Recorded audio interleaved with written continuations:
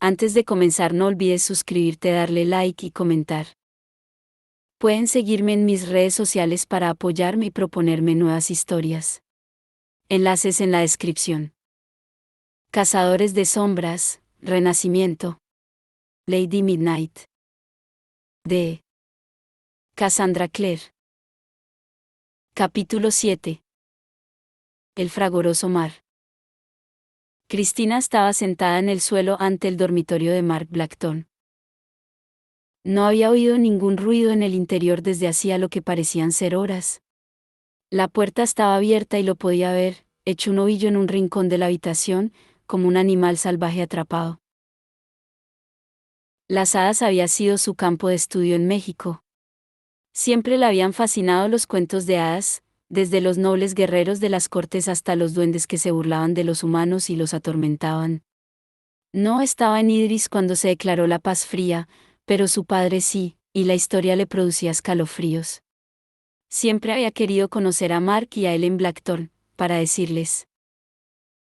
Tiberius apareció en el pasillo con una caja de cartón en la mano. Su melliza estaba con él y llevaba una colcha de patchwork. Mi madre hizo esto para Mark cuando lo dejaron con nosotros, explicó Libby al ver la mirada de Cristina. He pensado que podría recordarlo. No hemos podido entrar en el almacén, así que le hemos traído unos regalos a Mark. Para que sepa que queremos que se quede aquí, dijo Tai mientras recorría el pasillo con una mirada inquieta. ¿Podemos entrar? Cristina miró hacia el dormitorio. Mark seguía inmóvil. No veo por qué no. Pero tratad de no hacer ruido para no despertarlo. Libby entró primero y dejó la colcha sobre la cama. Tai puso la caja de cartón en el suelo y luego fue hacia donde se encontraba Mark. Cogió la colcha que Libby había dejado y se arrodilló junto a su hermano. Con cierta torpeza, lo cubrió con ella. Mark se irguió de golpe. Sus ojos azul y dorados se abrieron y agarró a Tai, que lanzó un grito seco y asustado, como el de una gaviota. Mark se movió a una velocidad increíble para tirar a Tai al suelo. Libby gritó y salió corriendo de la habitación justo cuando entraba Cristina. Mark estaba sobre Tiberius, inmovilizándolo con las rodillas. ¿Quién eres?, preguntaba Mark. ¿Qué estás haciendo? Soy tu hermano. Soy Tiberius. Tai se agitaba desesperado, se le resbalaron los auriculares y cayeron al suelo. Te estaba tapando con una manta. Mientes. Mark respiraba agitadamente. Mi hermano Tai es un niño. Es un niño, mi hermanito, mi. La puerta se abrió detrás de Cristina. Libby había vuelto a entrar, con el cabello castaño alborotado. Suéltalo. Había un cuchillo serafín en su mano. Le habló a Mark con los dientes apretados, como si nunca lo hubiera visto antes, como si no le hubiese llevado una manta hacía solo unos instantes. Si le haces daño a Tiberius te mataré. No me importa que seas Mark. Te mataré. Mark se quedó inmóvil. Tai se debatía de un lado a otro, pero Mark había dejado de moverse del todo. Lentamente, volvió la cabeza hacia su hermana. ¿Livia? Libby soltó un grito ahogado y comenzó a sollozar. A pesar de eso, Julian estaría orgulloso, pensó Cristina. Libby lloraba sin moverse, con el cuchillo firme en la mano. Tai aprovechó la distracción de Mark para golpearlo con fuerza en el hombro. Mark hizo un gesto de dolor y se apartó de él sin devolverle el golpe. Tai se puso en pie de un salto y corrió junto a Libby, hombro con hombro, miraron a su hermano con ojos espantados. Marchaos los dos, les dijo Cristina. Notaba el miedo y la preocupación que emanaba de ellos como en oleadas. Mark también lo percibía. Tenía una mueca en el rostro, y abría y cerraba las manos como si sintiera dolor. Cristina se inclinó hacia los mellizos y les susurró, «¿Tiene miedo? No pretendía haceros daño». Libby asintió y envainó el cuchillo. Cogió a Tai de la mano y le dijo algo en el lenguaje silencioso y privado que compartían. Él la siguió fuera de la habitación, aunque se detuvo un momento para mirar hacia atrás, a Mark, con una expresión dolida y perpleja. Este estaba sentado, jadeando, inclinado sobre las rodillas. Se le había vuelto a abrir la herida del hombro y la sangre le manchaba la camisa. Cristina comenzó a salir lentamente del dormitorio. Mark se tensó. Por favor, no te vayas. Cristina lo miró fijamente. Si no se equivocaba, esa era la primera frase coherente que había dicho desde su llegada al instituto. Alzó la barbilla y, durante un instante, Cristina distinguió bajo la suciedad los moratones y los rasguños al Mark Blackthorne que había visto en fotos, el Mark Blackthorne que era familia de Julian Lee Vitay. Tengo sed, dijo él. Había algo oxidado, algo como falto de uso, en su voz, era como un viejo motor volviendo a ponerse en marcha. ¿Hay agua? Claro. Cristina cogió un vaso de la cómoda y fue al pequeño cuarto de baño adyacente. Cuando volvió y le pasó el agua a Mark, este seguía sentado, pero se apoyaba contra los pies de la cama. Miró el vaso con una media sonrisa. Agua del grifo, dijo. Casi lo había olvidado. Bebió un largo trago y se secó la boca con el dorso de la mano. ¿Sabes quién soy? Eres Mark, contestó ella. Mark Blackthorne. Hubo un largo silencio antes de que la sintiera con la cabeza en un gesto casi imperceptible. Hace mucho tiempo que nadie me llama así. Sigue siendo tu nombre. ¿Y quién eres tú? Preguntó él. Seguramente debería recordarte, pero... Soy Cristina Mendoza Rosales, contestó ella. No hay ninguna razón por la que debas recordarme, porque no nos conocíamos. Es un alivio. Cristina se sorprendió. ¿De verdad? Si no me conoces y no te conozco, entonces no tendrás ninguna expectativa. De repente pareció exhausto. ¿Sobre quién soy o cómo soy? Para ti podría ser cualquiera. Antes, dijo Cristina, cuando estabas en el rincón, ¿dormías o lo fingías? ¿Acaso importa? Repuso, y Cristina no pudo evitar pensar que era una respuesta muy propia de las hadas, pues no contestaba su pregunta. Él se removió contra los pies de la cama. ¿Por qué estás en el instituto? Cristina se arrodilló para ponerse al nivel de Mark. Se alisó la falda.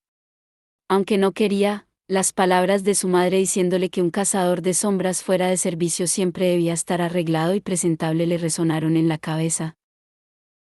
Tengo 18 años, explicó ella. Se me asignó al Instituto de Los Ángeles para conocer su funcionamiento como parte de mi año de viaje.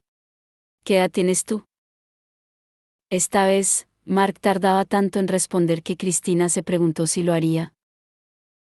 No lo sé, contestó él finalmente. He estado fuera, creo que he estado fuera mucho tiempo. Julian tenía 12 años. Los otros eran pequeños. 10, 8 y 2. Tabby tenía 2 años. Para ellos han pasado 5 años, explicó Cristina. 5 años sin ti. Ellen, dijo Mark. Julian. Tiberius. Livia. Drusila. Octavian. Todas las noches contaba sus nombres en las estrellas, para no olvidarlos. ¿Están todos vivos? Sí, todos, aunque Ellen no está aquí. Está casada y vive con su esposa. Entonces, ¿están vivas y felices juntas? Me alegro. Oí la noticia de su boda en la Tierra de las Hadas, aunque ahora parece como si hiciera mucho tiempo. Sí. Cristina observó el rostro de Mark. Ángulos, planos, picos, esa curva en la punta de la oreja que delataba su sangre de hada. Te has perdido muchas cosas. ¿Crees que no lo sé? Su voz mezclaba la rabia y el asombro. No sé qué edad tengo. No reconozco a mis propios hermanos. No sé por qué estoy aquí. Sí que lo sabes, replicó Cristina. Estabas allí cuando la legación de las hadas habló con Arthur en el santuario.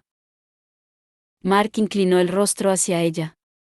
Tenía una cicatriz en un lado del cuello, no la marca de una runa al desvanecerse, sino un verdugón hinchado. Llevaba el pelo sucio y parecía no habérselo cortado en muchos meses, incluso años. Las puntas le llegaban a los hombros. ¿Confías en ellos?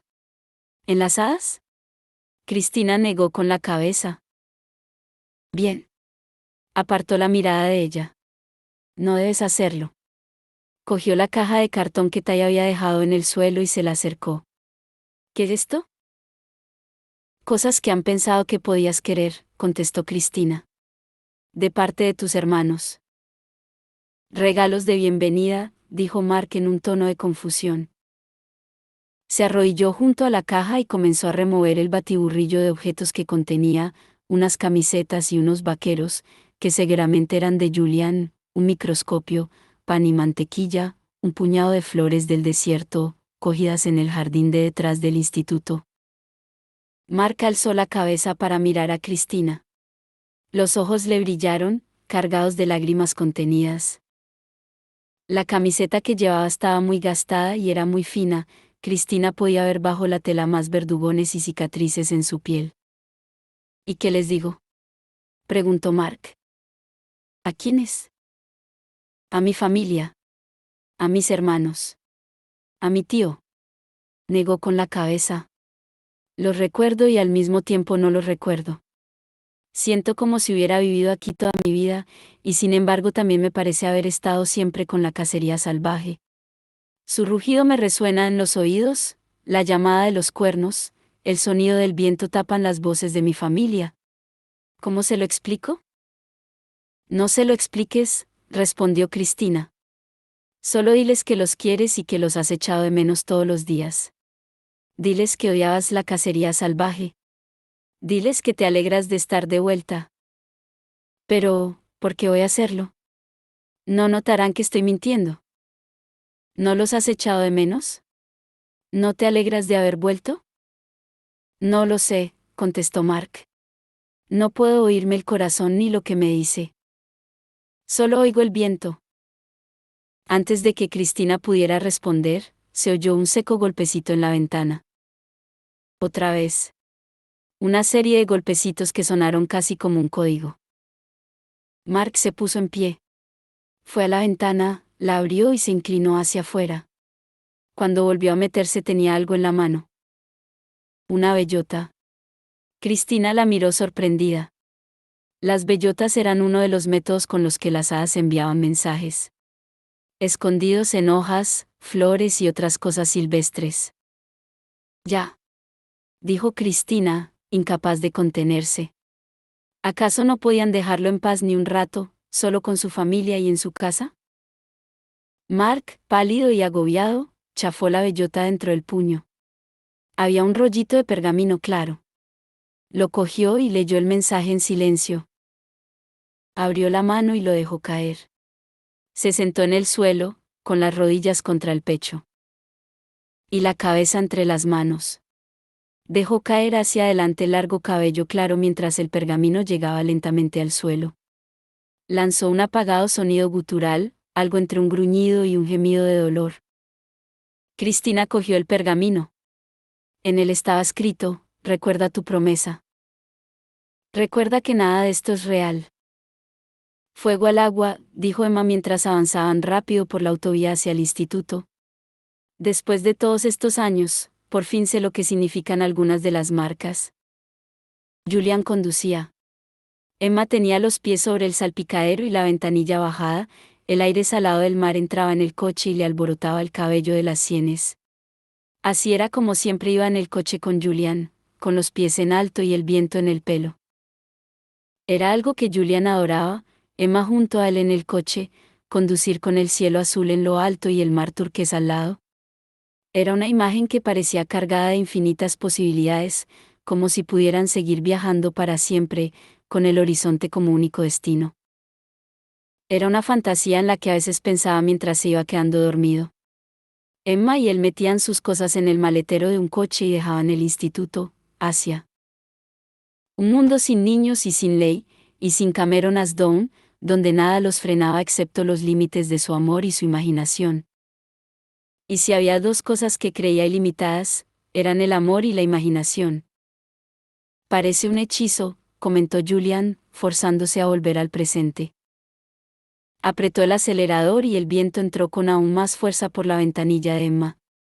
Se le alzó el cabello, y unos claros mechones del color del trigo se le escaparon de las trenzas, haciendo que pareciera más joven y vulnerable. Pero, ¿por qué escribirían el hechizo sobre los cuerpos?, preguntó Emma. Julian sentía un dolor en el pecho ante la sola idea de que algo pudiera hacerle daño a su compañera. Y sin embargo, él estaba haciendo daño. Lo sabía. Lo sabía y no lo soportaba. Cuando se le ocurrió llevarse a los niños 8 semanas a Inglaterra, pensó que era una idea brillante. Sabía que Cristina Rosales iría al instituto, que Emma no estaría sola y triste. Le había parecido perfecto. Creyó que las cosas serían diferentes a su regreso. Que él sería diferente. Pero no lo era. ¿Qué te ha dicho Magnus?, le preguntó mientras ella miraba por la ventanilla y tamborileaba con los dedos sobre la rodilla. ¿Te susurró algo? Emma arrugó la frente. Dijo que hay lugares donde las líneas ley convergen, que hay puntos donde se encuentran varias. Quizá todas. Y esto es importante porque... Emma negó con la cabeza. No lo sé. Tenemos claro que todos los cadáveres han sido arrojados sobre líneas ley. Seguro que Arthur sabe dónde encontrar más información en la biblioteca. Si no, podemos buscarlo nosotros. Bien. ¿Bien? Pareció sorprendida. Malcolm va a tardar unos días en traducir esos papeles, y no quiero pasármelo sentado en el instituto, mirando a Mark, esperando que... Es mejor que sigamos trabajando, que tengamos algo que hacer. Incluso al mismo su voz le parecía poco convincente. Odiaba eso, odiaba cualquier señal audible o visible de debilidad. Aunque por suerte estaba solo con Emma, y a ella podía mostrárselo. Emma era la única persona en su vida que no necesitaba que se ocupara de ella, que no necesitaba que fuera perfecto o perfectamente fuerte. Antes de que Julian pudiera decir nada, el móvil de Emma comenzó a sonar con un zumbido grave. Lo sacó del bolsillo. Cameron Asdon. Señora, miró la llama en la pantalla. Ahora no, dijo, y volvió a guardarse el teléfono. ¿Se lo vas a decir?, preguntó Julian, y notó la tensión en su propia voz, y no le gustó. ¿Le vas a contar esto? ¿Lo de Mark? Nunca se lo diré. Nunca. Él agarró el volante con fuerza, apretando los dientes. Eres mi Parabatay, dijo Emma, y había enfado en su voz. Sabes que no lo haría. Julian pisó el freno a fondo. El coche saltó hacia adelante y el volante giró en sus manos. Emma soltó un gemido mientras se salían de la carretera derrapando y caían a la cuneta que separaba la autovía del camino y de las dunas que daban al mar. El polvo se alzaba en gruesos tirabuzones alrededor del coche. Julian se volvió hacia Emma. Esta se había quedado pálida. Jules. No es lo que pienso de verdad, dijo él. Ella se lo quedó mirando. ¿El qué? Que seas mi Parabatay es lo mejor de mi vida, afirmó Julian. Las palabras eran simples y firmes, dichas sin guardarse nada detrás. Había estado conteniéndose tanto que el alivio le resultó casi insoportable. Llevada por un impulso, Emma se soltó el cinturón de seguridad, bajó los pies y se incorporó en el asiento para mirarlo con solemnidad. El sol estaba en lo alto. Desde tan cerca, Julian veía las líneas doradas dentro de los ojos castaños de Emma, las tenues pecas que le salpicaban la nariz, los mechones de cabello aclarado por el sol que se le enredaban con los más oscuros en la nuca. Ocre oscuro y amarillo. Nápoles mezclado con blanco. Olía a agua de rosas y detergente de la ropa. Pero dijiste... Ya sé lo que dije. Volvió todo el cuerpo hacia ella. En Inglaterra comprendí algunas cosas. Cosas difíciles. Quizá me había dado cuenta ya antes de marcharme. ¿Puedes contármelas? Le tocó la mejilla suavemente. Él notó que todo su cuerpo se tensaba. Recuerdo lo que dijiste anoche sobre Mark, continuó Emma. Nunca ha sido el hermano mayor. Lo era él. Si no se lo hubieran llevado, o si Ellen hubiera podido quedarse, habrías tomado otras decisiones porque habría habido quien se ocupara de ti. Julian dejó escapar el aire. Emma, dolor intenso. Emma, dije lo que dije porque a veces pienso que te pedí que fueras mi parabatay porque quería tenerte unida a mí. La cónsul tenía intención de enviarte a la academia y yo no podía soportar esa idea. Había perdido ya a tanta gente. No quería perderte también a ti. Estaba tan cerca que Julian notaba el calor que radiaba su piel caldeada por el sol. Durante un momento, ella guardó silencio, y él se sintió como si estuviera en el patíbulo, con la soga alrededor del cuello, esperando solo que se abriera la trampilla bajo sus pies. Entonces Emma puso la mano sobre la suya en la parte del salpicadero que quedaba entre ellos. Las manos de los dos, juntas. Las de ella tenían una forma más delicada, pero estaban aún más marcadas que las de él, eran más callosas, con la piel más áspera. El brazalete de vidrios de Julian destellaba como una joya bajo el sol. La gente hace cosas complicadas porque la gente es complicada, dijo Emma. Toda esa historia de que tienes que tomar la decisión de ser Parabatay solo por razones puras es una tontería. Quería atarte a mí, continuó él, porque yo estaba atado aquí. Quizá deberías haberte ido a la academia. Quizá habría sido el mejor sitio para ti. Tal vez te arrebate algo. Emma lo miró, y su rostro era sincero y totalmente confiado. Julian casi pensó que notaba que todas sus convicciones se iban al traste, las convicciones que se había construido antes de marcharse a principios del verano y que había llevado con él hasta regresar a casa y volver a verla.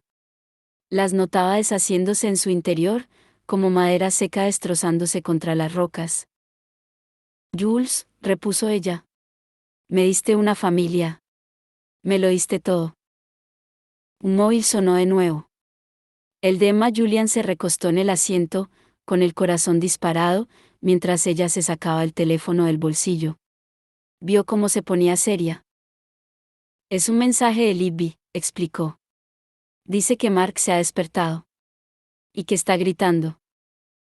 Julian pisó el acelerador a fondo hasta llegar a casa, con Emma cogiéndose las rodillas mientras el velocímetro superaba los 130. Entró derrapando en el aparcamiento detrás del instituto y clavó los frenos. Julian saltó del coche y Emma corrió tras él.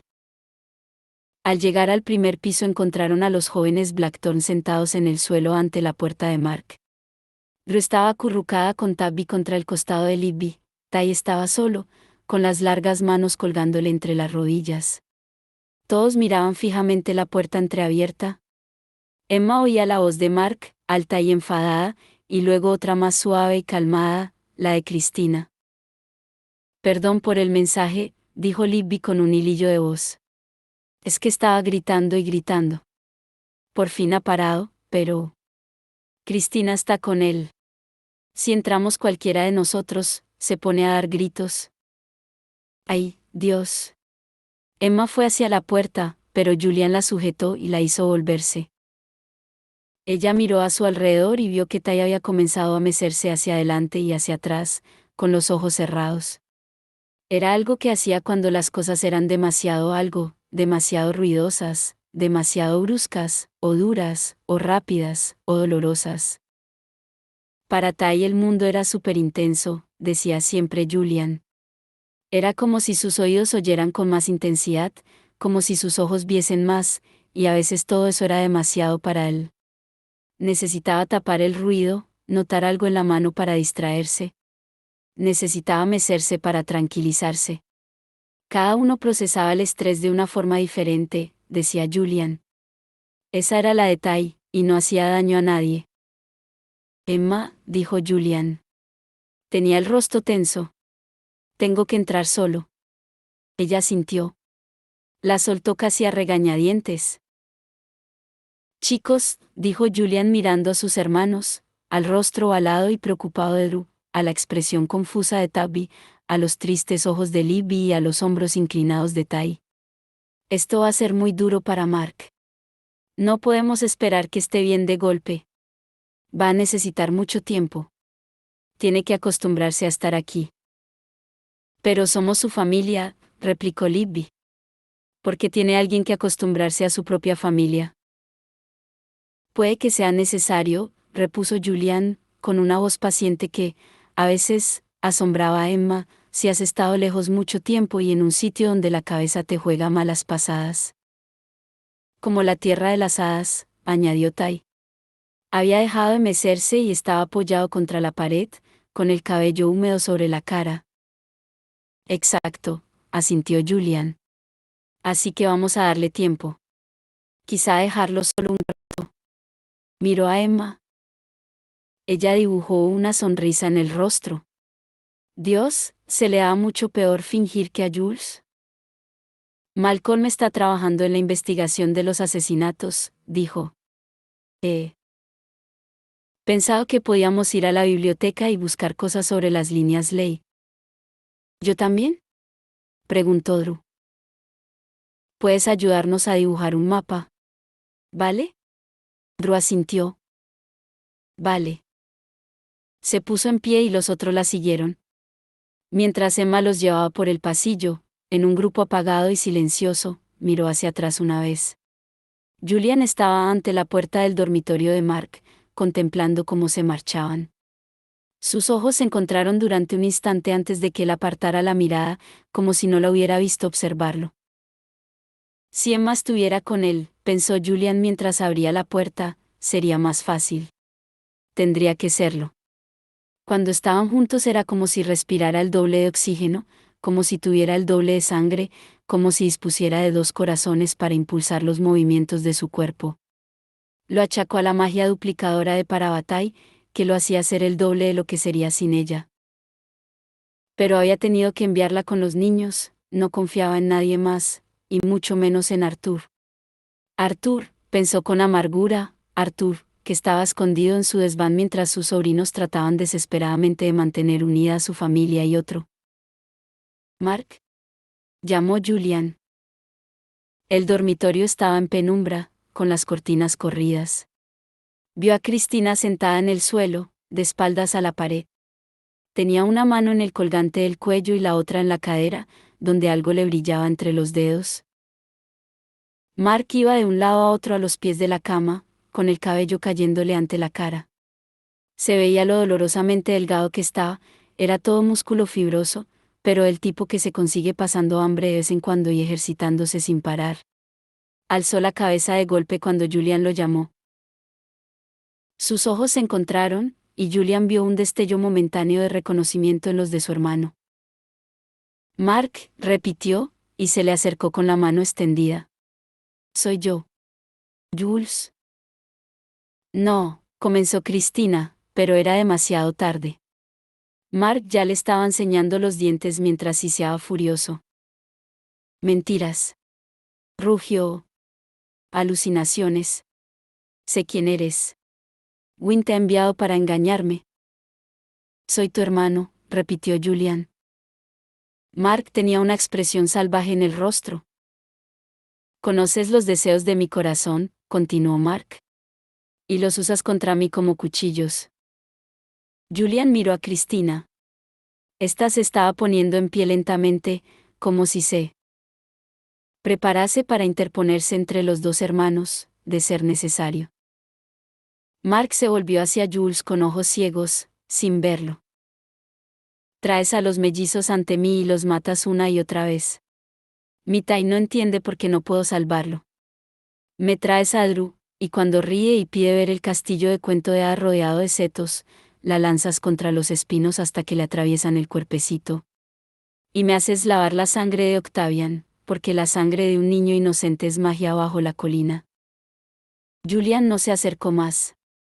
Estaba recordando lo que Jace Gerondale y Clary Fairchild les habían explicado a su hermana y a él, su encuentro con Mark años atrás bajo las colinas de las hadas, los ojos quebrados y las marcas de latigazos en el cuerpo.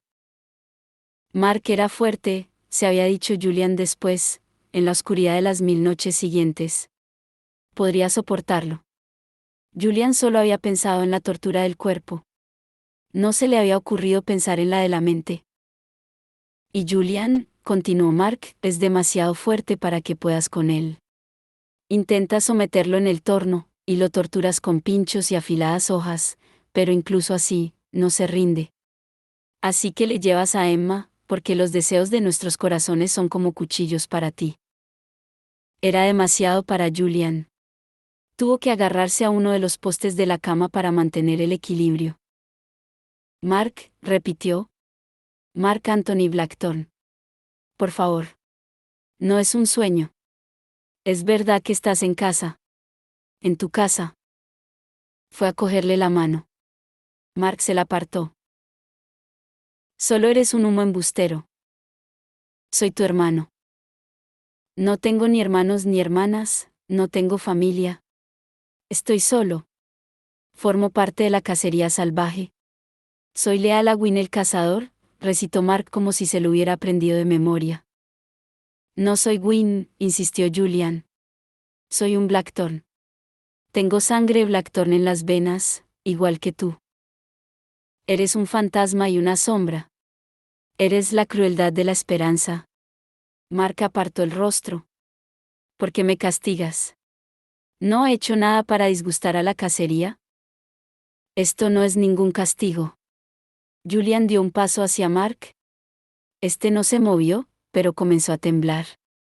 Esto es tu casa. Te lo puedo demostrar. Miró hacia atrás. Cristina estaba muy quieta, pegada a la pared, y Julian pudo ver que el brillo entre sus manos era de un cuchillo. Era evidente que estaba esperando por si Mark lo atacaba.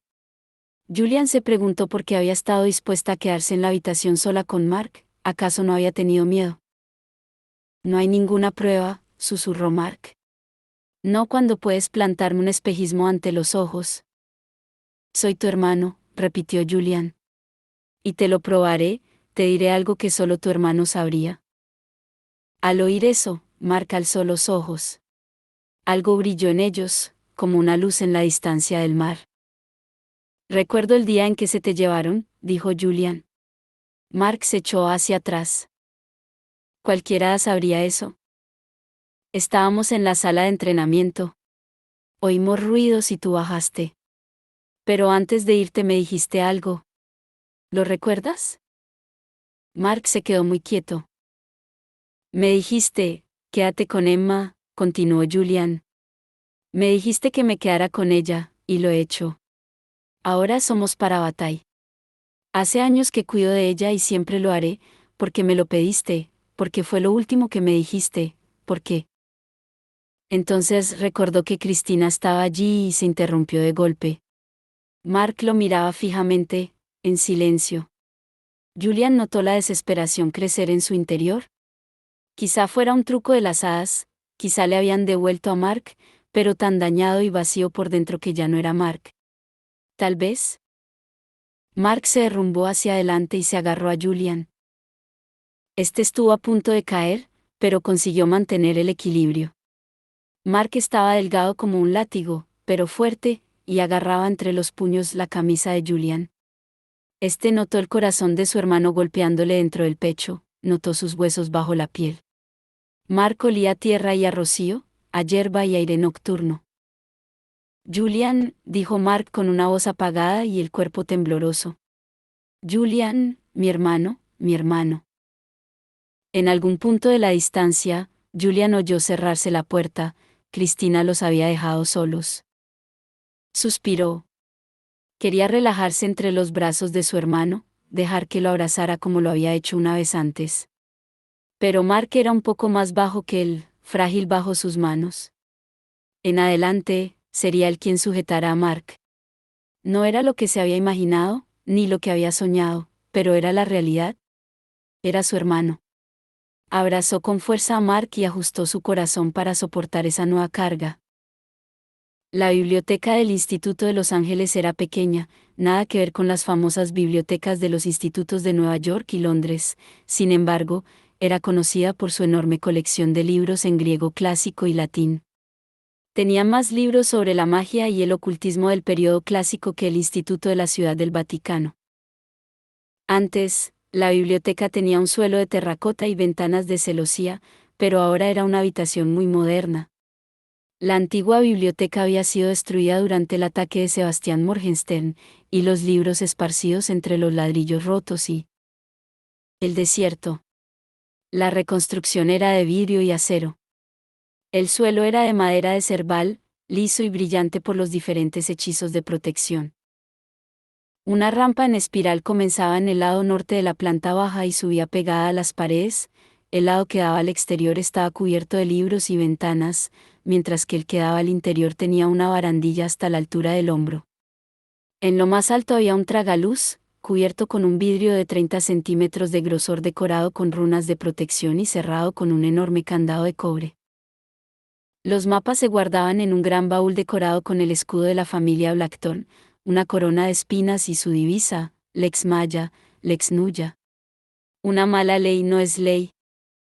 Emma sospechaba que los Blackthorn no siempre se habían llevado bien con el consejo. Drusilla estaba rebuscando en el baúl de los mapas. Libby y Tai estaban en la mesa con más planos, y Tabby jugaba debajo con unos soldaditos de plástico. ¿Sabes si Julian está bien?, preguntó Libby mientras apoyaba la cabeza en la mano y miraba a Emma, preocupada. ¿Cómo se siente? Emma negó con la cabeza. Lo de Parabatai no funciona así. Quiero decir, puedo sentir si está herido físicamente, pero no tanto sus emociones. Libby suspiró. Sería fantástico tener un Parabatai. La verdad es que no veo por qué, repuso Tai. Siempre tienes a alguien que te guarda las espaldas, explicó Libby. Alguien que te protege. Yo haría eso por ti de todos modos, replicó Tai mientras estudiaba otro mapa. Ya habían tenido esa conversación. Emma había oído como una docena de variaciones sobre el mismo tema. No todo el mundo está hecho para tener un Parabatai, dijo.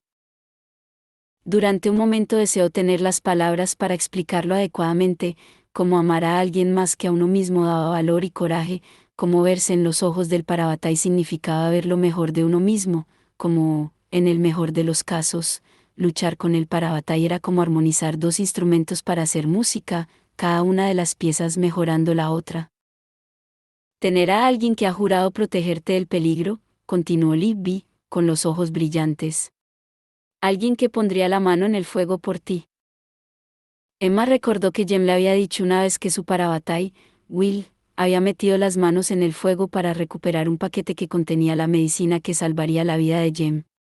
Quizá no debería haberle contado esa historia a Libby. En las pelis, Watson siempre se pone delante de Sherlock cuando hay tiros, comentó Tai pensativo. Son como Parabatai. Libby pareció quedarse sin argumentos, y Emma lo sintió por ella.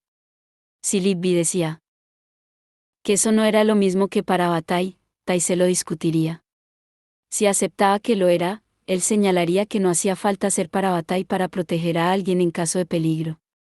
Y no le faltaba razón, pero Emma comprendía el deseo de Libby de ser Parabatai de su hermano, de asegurarse de que Tai estaría siempre a su lado. Lo tengo, anunció Drusilla de repente. Dejó de rebuscar en el baúl de los mapas y se alzó con un largo pergamino en las manos. Libby dejó la discusión sobre Parabatai y corrió a ayudarla a llevarlo a la mesa. En un cuenco transparente en el centro de la mesa había un montón de vidrios marinos que los Blackthorn habían ido recogiendo durante años, trozos de azul lechoso, verde, cobrizo y rojo. Emma y Tai emplearon los trozos azules para sujetar las puntas del mapa de las líneas ley.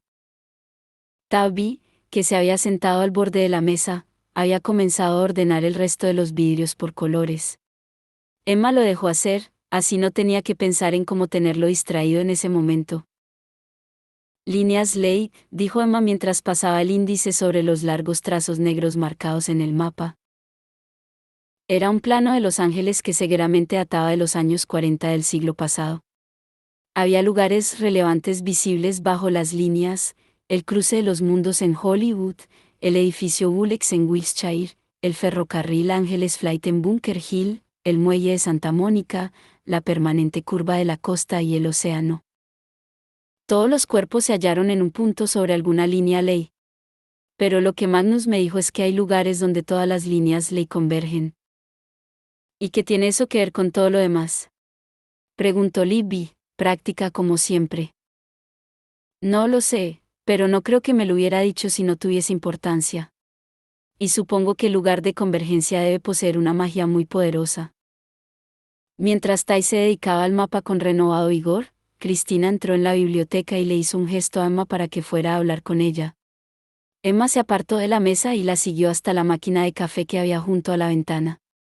Funcionaba con luz mágica, lo que significaba que siempre había café, aunque no necesariamente muy bueno. ¿Julian está bien?, preguntó Emma. ¿Y Mark? Estaban hablando cuando los he dejado. Cristina sirvió 2 tazas de café solo y les puso azúcar de un pequeño cuenco de cerámica que había en el alféizar. Julian ha conseguido calmarlo. Julian podría calmar a cualquiera. Emma cogió su taza, disfrutando del calor contra la piel, aunque no le gustaba mucho el café y no solía tomarlo.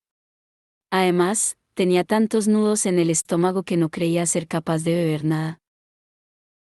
Volvió a la mesa donde los Blackthorn discutían sobre el mapa de líneas ley. Bueno, yo no tengo la culpa de que no tenga ningún sentido, estaba diciendo Tai de mal humor. Aquí es donde dice que está la convergencia.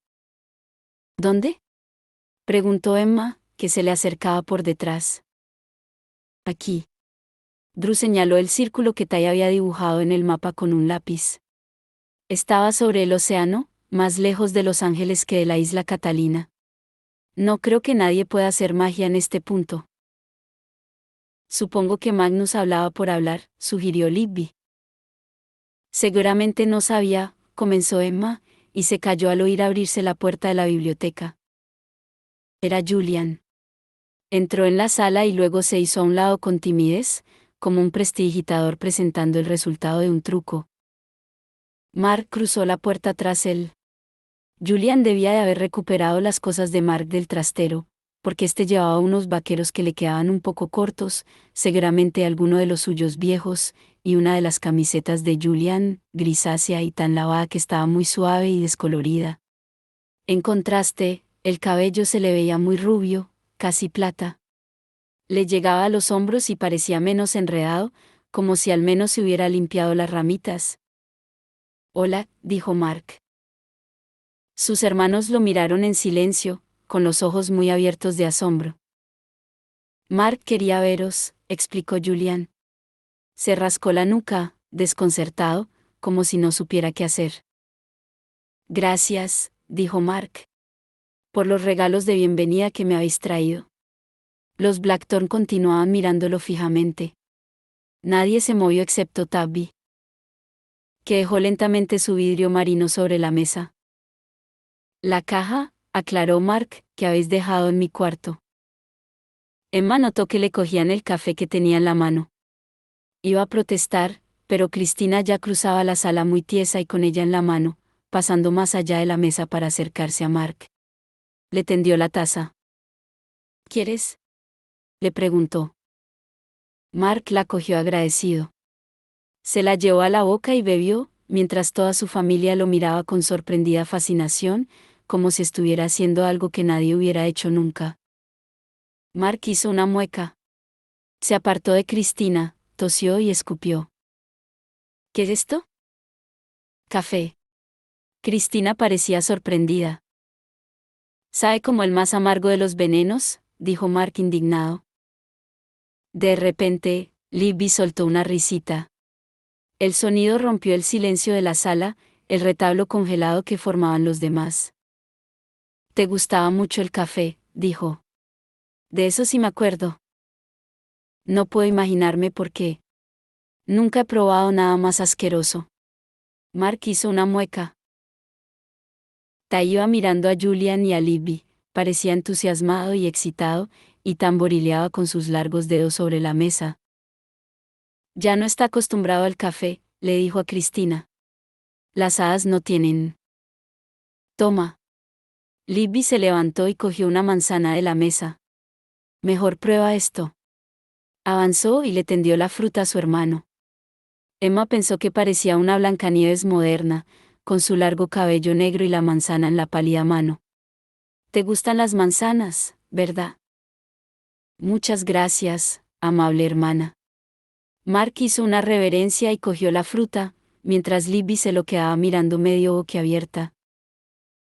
Nunca me habías llamado, amable hermana, dijo, echándole a Julian una mirada acusadora. Este sonrió de medio lado. Te conozco demasiado bien, pilla. Mark se quitó la cadena que llevaba al cuello. Colgando en el extremo había lo que parecía una punta de flecha. Era clara, como hecha de vidrio, y Emma recordó haber visto algo así en unos dibujos que Diana le había mostrado.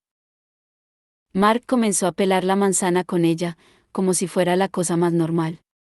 Tabby, que de nuevo se había metido bajo la mesa y observaba desde allí, hizo un ruidito de interés.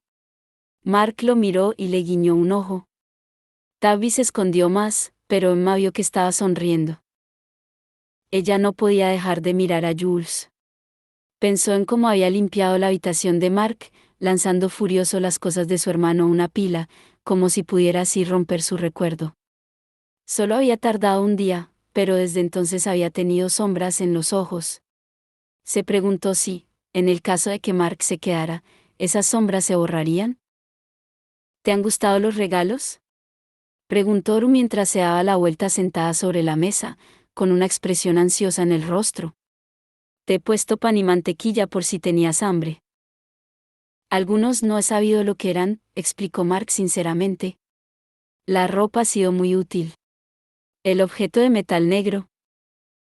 Eso era mi microscopio, lo interrumpió Tai, mirando a Julian en busca de su aprobación. He pensado que podría gustarte. Julian se apoyó en la mesa.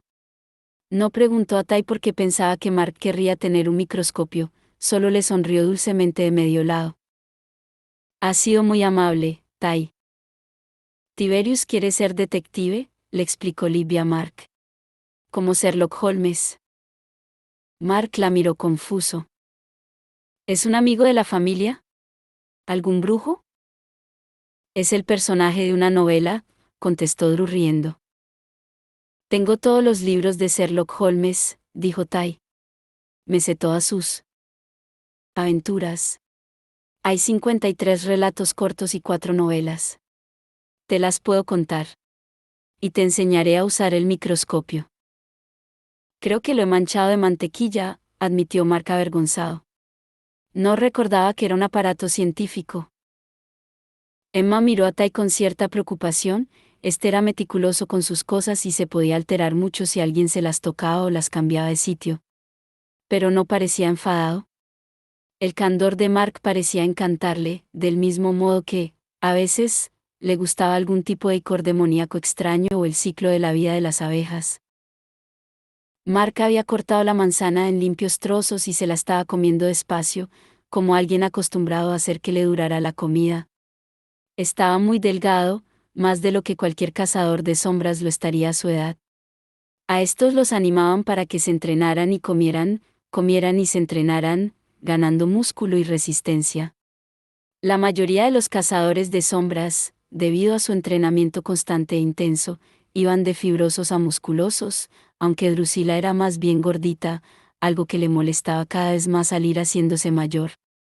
A Emma siempre le apenaba ver el rubor que coloreaba las mejillas de Drew cuando el uniforme diseñado para las chicas de su grupo de edad no le valía. Os he oído hablar de convergencias, dijo Mark acercándose a los otros, aunque con cuidado, como inseguro de que lo aceptaran.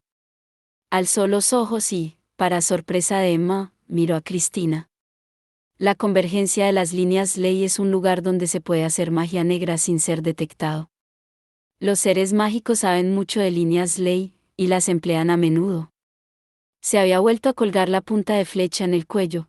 Esta destelló cuando él inclinó la cabeza para mirar el mapa que se hallaba sobre la mesa. Es el mapa de las líneas ley de Los Ángeles, explicó Cristina. Todos los cadáveres se han encontrado en algún punto de ellas. Falso, replicó Mark, inclinándose hacia adelante. No, dice la verdad, repuso Tai ceñudo. Este es un mapa de líneas ley, y los cuerpos se abandonaron sobre ellas. Pero el mapa no es correcto, afirmó Mark. Las líneas no son exactas, y tampoco los puntos de convergencia. Con los largos dedos de la mano derecha rozó el círculo de lápiz que Tai había trazado. Esto es totalmente incorrecto. ¿Quién trazó este mapa? Julian se acercó y, por un momento, su hermano y él quedaron hombro con hombro, el cabello claro de uno y el negro de los otros contrastaban con fuerza. Supongo que es un mapa del instituto. Lo hemos sacado del baúl, explicó Emma, y se inclinó sobre él desde el otro lado de la mesa. Estaba con todos los demás. Bueno, pues lo han alterado, afirmó Mark. Necesitamos uno que esté bien. Quizá Diana pueda conseguirnos uno, sugirió Julian, y cogió una libreta y un lápiz. O se lo podríamos pedir a Malcolm. O ver qué hay en el mercado de sombras, añadió Emma, y sonrió impertinente ante la mirada de Julian. Solo era una sugerencia. Mark miró a su hermano y luego a los otros, claramente preocupado. ¿Os he ayudado? Preguntó. ¿No debería haberlo dicho? ¿Estás seguro? Inquirió Tai, pasando la mirada del mapa a su hermano, y algo en su rostro se mostraba tan abierto como una puerta. ¿Estás seguro de que el mapa está mal? Mark asintió. Entonces nos has ayudado, le aseguró Tai. Podríamos haber perdido días utilizando un mapa incorrecto. Quizá incluso más. Mark respiró aliviado. Julian le puso la mano en la espalda. Libby y Drew sonrieron de oreja a oreja. Tabby estaba mirando con curiosidad desde debajo de la mesa. Emma miró a Cristina. Los Blackthorn parecían estar unidos por una especie de fuerza invisible, en ese momento eran una familia, y a Emma ni siquiera le importó que Cristina y ella se hubieran quedado fuera. Podría tratar de corregirlo, propuso Mark. Pero no sé si tendré la habilidad suficiente. Ellen sí sería capaz. Miró a Julian. Está casada y lejos, pero...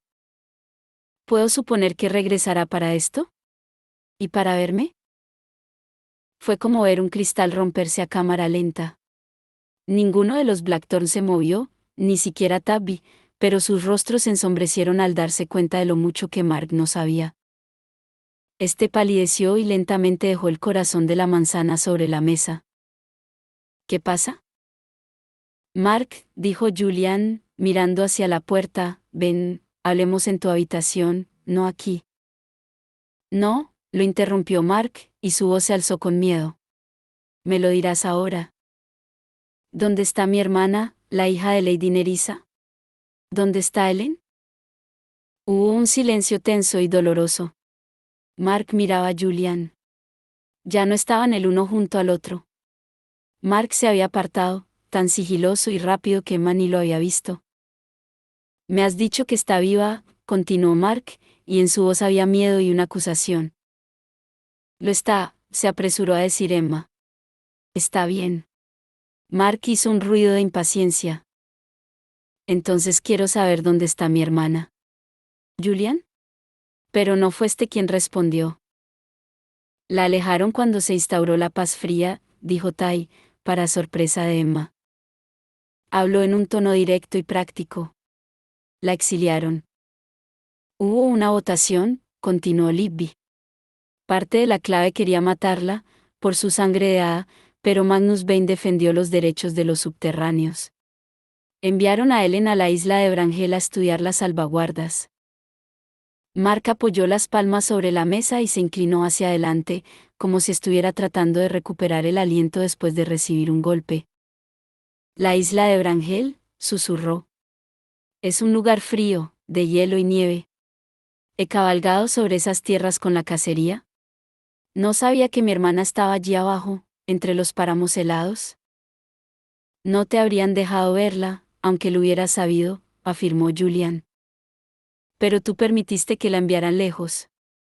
Los ojos heterocrómicos de Mark destellaban. Dejaste que la exiliaran. Éramos niños. Yo tenía 12 años. Julian no alzó la voz, sus ojos eran de un azul seco y frío. No tuvimos elección. Hablamos con ella todas las semanas, y todos los años enviamos una petición a la clave para que pueda volver. Discursos y peticiones, gruñó Mark. Sería lo mismo no hacer nada. Sabía que habían decidido no ir a buscarme. Sabía que me habían abandonado con la cacería salvaje.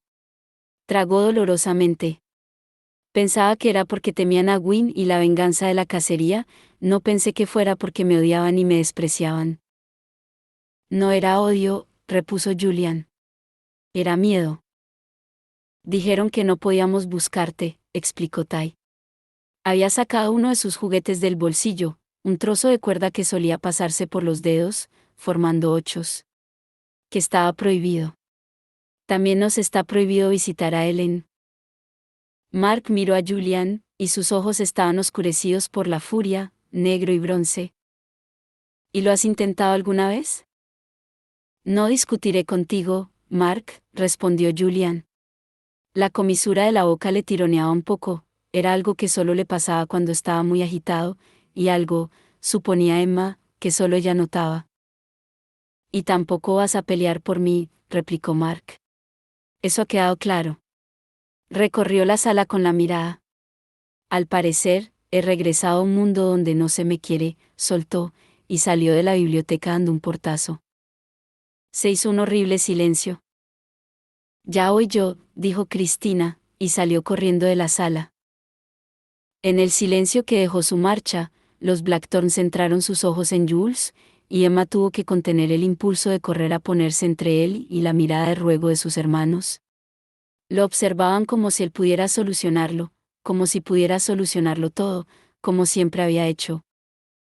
Pero Julian se había quedado muy quieto, con los ojos entrecerrados, los puños apretados. Emma recordó cómo lo había visto en el coche, la desesperación que mostraba su expresión. Pocas cosas en la vida podían acabar con la calma de Julian, pero Mark era una de ellas, y siempre lo había sido. Todo irá bien, dijo Emma, y le palmeó el brazo a Drew. Claro que está enfadado, tiene todo el derecho del mundo a estarlo, pero no es con ninguno de vosotros. Emma miró a Julian por encima de la cabeza de Drusilla, tratando de verle los ojos, de tranquilizarlo. Todo irá bien. La puerta se abrió y Cristina entró de nuevo en la sala. Julian volvió hacia ella la mirada. Cristina llevaba las trenzas, oscuras y brillantes, enrolladas alrededor de la cabeza, y parecieron relucir cuando negó con la cabeza. Está bien, les dijo, pero se han cerrado en su habitación, y creo que es mejor que lo dejemos en paz. Puedo esperar en el pasillo, si lo preferís. Julian negó con la cabeza. Gracias, respondió, pero no hace falta que nadie lo vigile. Puede ir y venir a su antojo. Pero ¿y si se hace daño? Era Tabby, que habló con su fina vocecilla. Julian se inclinó, cogió a su hermano pequeño en brazos y lo abrazó con fuerza antes de volver a dejarlo en el suelo. Tabby siguió agarrado a la camisa de Jules. No se lo hará, le aseguró este. Quiero ir al estudio, dijo Tabby. No quiero estar aquí. Julian vaciló un instante, pero luego asintió. A menudo, cuando su hermanito tenía miedo, llevaba a Tabby al estudio donde pintaba, las pinturas, los papeles e incluso los pinceles calmaban a Tabby. Yo te llevo, le dijo. Hay restos de pizza en la cocina, si alguien quiere, y bocadillos, y... No te preocupes, Jules, lo interrumpió Libby. Se había sentado sobre la mesa, junto a su mellizo, mientras éste miraba el mapa de líneas Ley con los labios apretados. ¿Nos podemos ocupar de la comida? ¿Nos las arreglaremos? Te subiré algo de comer, prometió Emma. Y para Tabby también. Julian hizo un gesto de agradecimiento y comenzó a ir hacia la puerta. Antes de llegar a ella, Tai rompió el silencio en el que había estado sumido desde que Mark se había marchado. No lo castigarás, ¿verdad? Preguntó, con el cordón enrollado en los dedos de la mano izquierda. Julian se volvió sorprendido. ¿Castigar a Mark? ¿Por qué? Por todo lo que ha dicho. Tai estaba agitado y desenrollaba el cordón lentamente, dejando que se le deslizara entre los dedos. Después de años de observar a su hermano, tratando de aprender, Julian había llegado a comprender que Tai era mucho más sensible a los ruidos y las luces que la mayoría de la gente. Pero el tacto lo fascinaba. Por eso Julian había aprendido a crear distracciones y herramientas de mano para Tai, lo había observado pasar las horas investigando la textura de la seda o del papel de lija, las arrugas de las conchas o la aspereza de las rocas. Todo era cierto, continuó Tai, era la verdad. Nos ha dicho la verdad y nos ha ayudado en la investigación. No se lo debe castigar por eso. Claro que no, le aseguró Julian. Ninguno de nosotros lo va a castigar. No es su culpa si no lo entiende todo, siguió Tai. O si las cosas lo superan. No es su culpa. Tai Tai, dijo Libby. Ese era el apodo que Emma le había puesto a Tiberius cuando este era un bebé. Desde entonces, toda la familia lo había adoptado. Le apretó el hombro cariñosamente. Todo irá bien. No quiero que Mark se vuelva a marchar, afirmó Tai. ¿Lo entiendes? ¿Verdad, Julian? Emma observó cómo el peso de ese deseo, la responsabilidad que conllevaba, caía sobre Julian. Lo entiendo, Tai, le contestó.